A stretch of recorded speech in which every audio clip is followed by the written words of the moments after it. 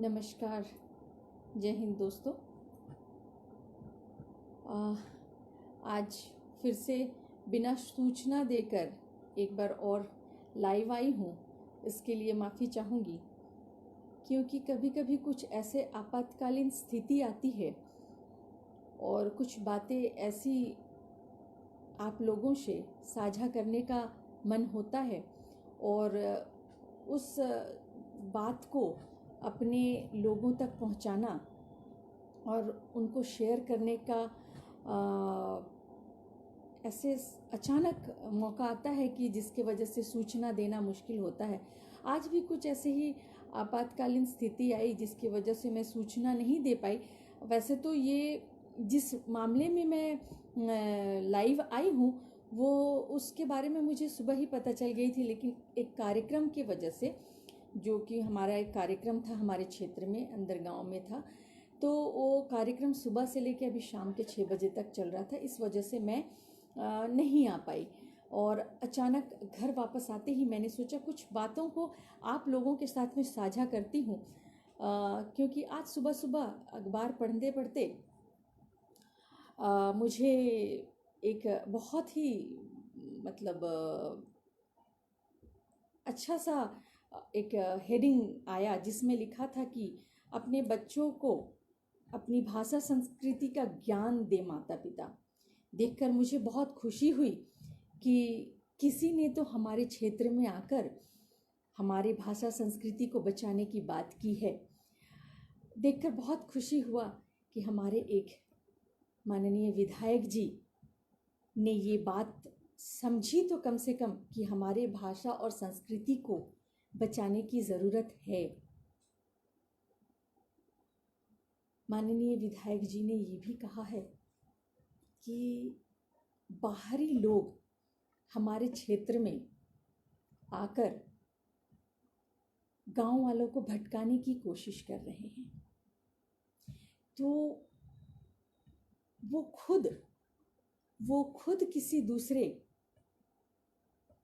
विधानसभा क्षेत्र से हैं और वो हमारे तोरपा विधानसभा क्षेत्र में आकर बाहरी भीतरी की बात कर रहे हैं, जबकि वो किसी और विधानसभा क्षेत्र से हैं और वो हमारे विधानसभा क्षेत्र में आकर बाहरी भीतरी की बात कर रहे हैं कि बाहरी लोग आकर जो है हमारे धन संस्कृति को नष्ट कर रहे हैं, हमारे गांव वालों को बहला फुसला कर धर्म संस्कृति को नष्ट कर रहे हैं।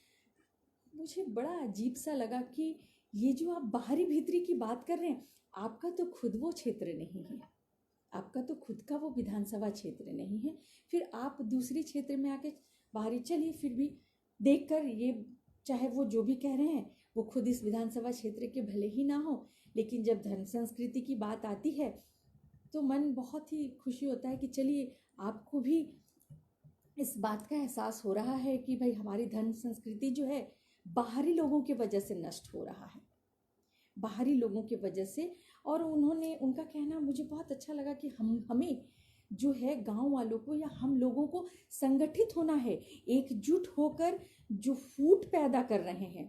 बहुत अच्छी बात कही है आपने, हम आदिवासियों को एकजुट होना है, हम जनजाति वनवासी समाज को जो है एकजुट होना है, ताकि जो है बाहरी लोग फूट ना डाल सके। मैं इसके लिए उनका दिल से धन्यवाद करती हूँ कि उन्होंने इस बात को समझा तो सही कि बाहरी लोग बाहर से आके हम आदिवासियों के बीच में फूट डाल रहे हैं, और वो फूट कौन डाल रहा है? ईसाई मिशनरी। उन्होंने इस बात को समझा, इसके लिए मुझे बहुत खुशी हुई कि अगर कोई फूट डाल रहा है आज हमारे जनजाति समाज में, वो है जो कुछ कर्नाटक से आए हैं, कुछ बेंगलोर से आए हैं, कुछ तमिलनाडु से आए हैं। तो ये बाहरी लोग आके हम आदिवासियों के बीच में फूट डाल रहे हैं, ये जो उनको समझ में आया, इसके लिए मुझे बहुत खुशी हुई।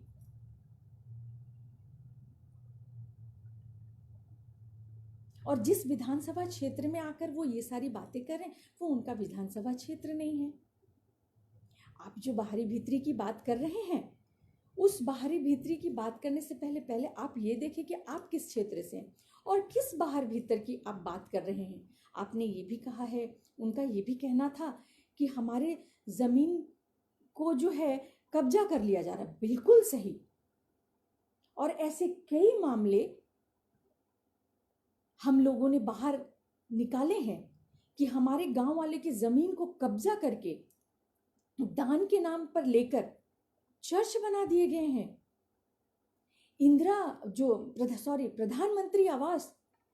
प्रधानमंत्री आवास को चर्च में तब्दील कर दिया गया है।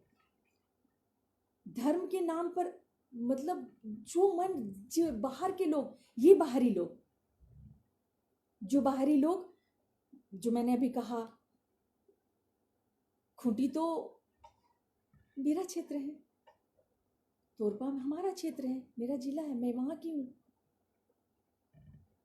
आप बाहर के होके, आप दूसरे विधानसभा क्षेत्र से होके आप हमारे विधानसभा क्षेत्र के बारे में बात करें। खुशी हुई, सच में बहुत खुशी हुई कि आपने कहा है कि बाहरी लोगों के षड्यंत्र से बचे। सही में, लेकिन किन बाहरी लोगों के बारे में आप बात कर रहे हैं? किन बाहरी लोगों के विषय में आप बात कर रहे हैं? आपको कभी ये स्टेटमेंट देते हुए मैंने नहीं सुना, उन बाहरी लोगों के बारे में स्टेटमेंट देने नहीं सुना जो यही रायसेमला, रनिया और ये खूंटी के अंदर गांव में तमिलनाडु, कर्नाटक, हैदराबाद और ना जाने कहाँ से आके कहीं विश्ववाणी, कहीं बिलीवर्स, कहीं हालेलुया, कहीं ये वो चर्च के नाम पे हमारे गांव वाले के जमीन ले रहे हैं, बहला फुसला कर धर्म गोदाम के नाम पर, तो कहीं किसी के नाम पर, कुछ ना कुछ नाम पर वो लोग जो है कब्जा कर रहे हैं हमारे जमीन पर। आपने एक विशेष संगठन की बात करी है कि उनसे बच के चले। आपका इस विषय में क्या कहना है? जो मिशनरी बाहर से, जो अभी मैं कह रही थी कि बाहर से आकर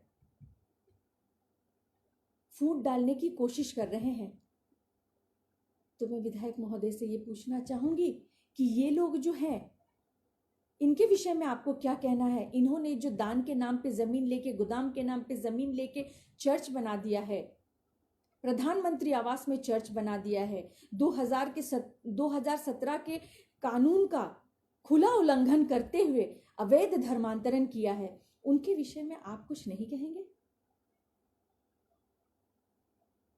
उन्होंने बहुत कुछ सलाह दिया है, बहुत सलाह दी है। यहाँ पे मैं देख रही हूँ कि उन्होंने बहुत आदिवासियों को धर्म के नाम पर लड़ाते हैं। कौन लड़ाता है?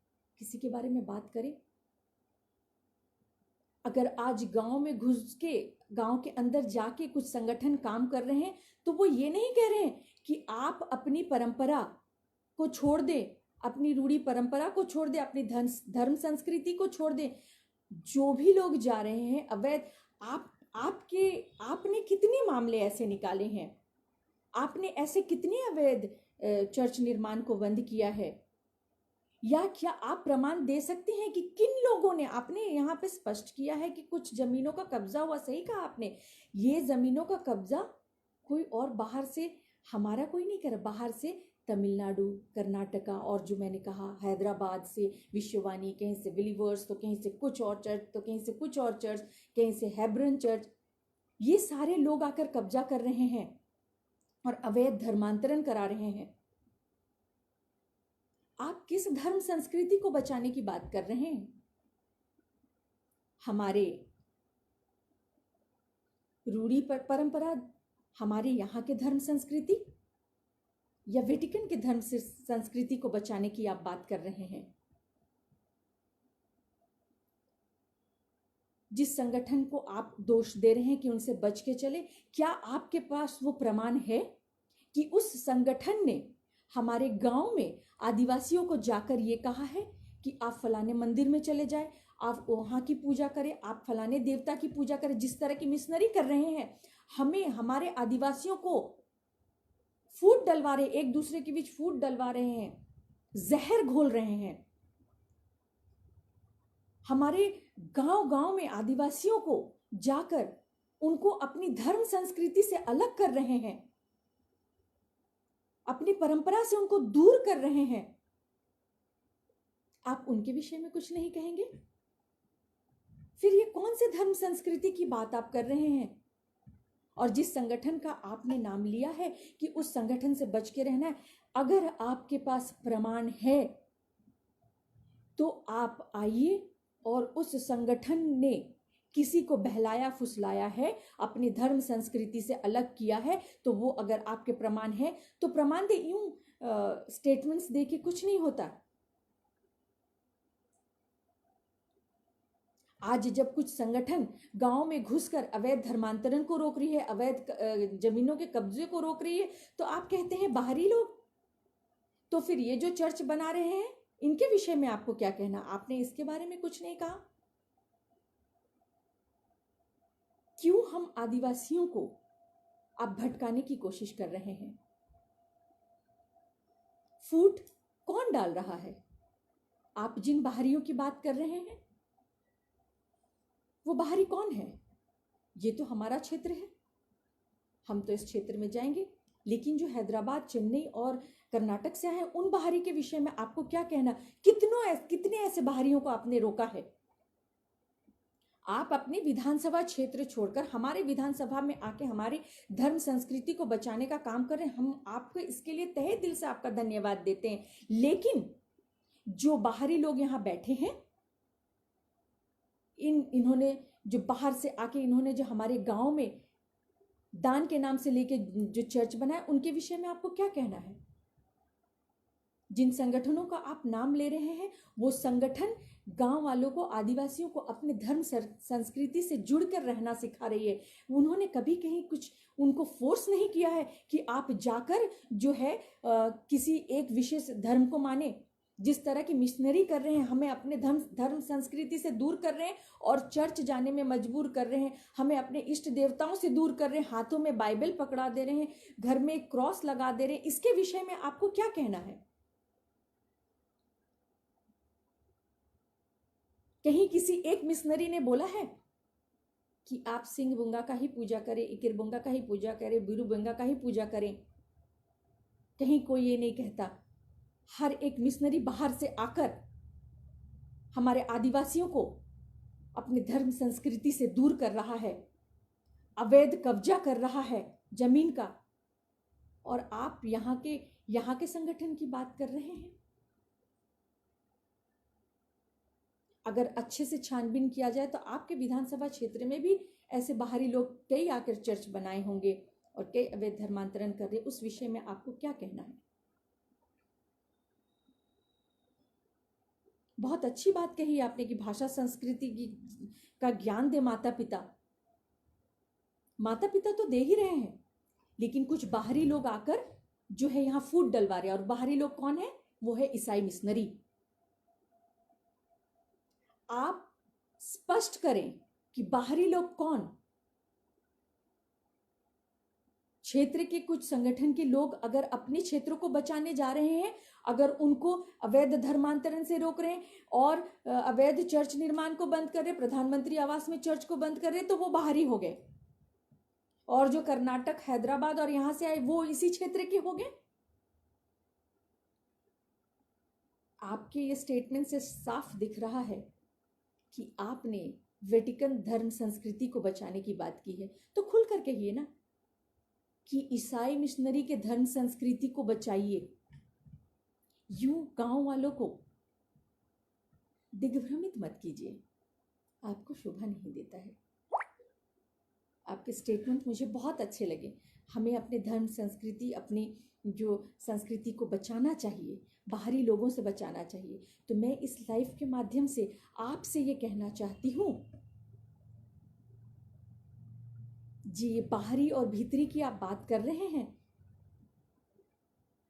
ये स्पष्ट करें, क्योंकि यहाँ के संगठन में जो लोग भी कार्य कर रहे हैं वो सब यहीं के हैं।